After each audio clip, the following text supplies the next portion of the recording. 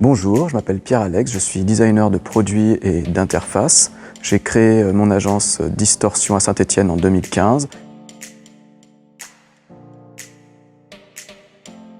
Pour une petite entreprise innovante, c'est souvent difficile de sortir de son champ d'expertise et de compétences. Et quand elle rencontre un designer, l'intérêt c'est qu'on leur apporte un regard sur leurs utilisateurs, leur marché qui est décalé, qui est différent.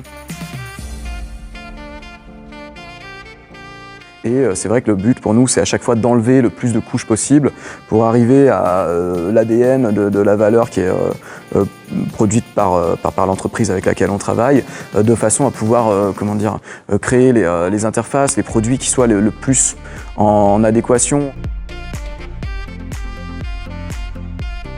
Eh bien, il faut venir à la semaine professionnelle de la Biennale de Design 2022. D'une part parce que vous verrez plein d'exemples d'entrepreneurs, de sociétés qui ont bifurqué, qui ont, par le design, réussi à pivoter, à regarder leur activité avec un angle nouveau pour construire de nouveaux produits, de nouveaux process, de nouvelles interfaces, de nouveaux services. Par ailleurs, vous aurez également la chance d'avoir plein de projets, c'est très enrichissant, ça explose de partout, au niveau de la créativité, il y a beaucoup à voir. Et puis enfin, vous pourrez assister à plein de conférences passionnantes.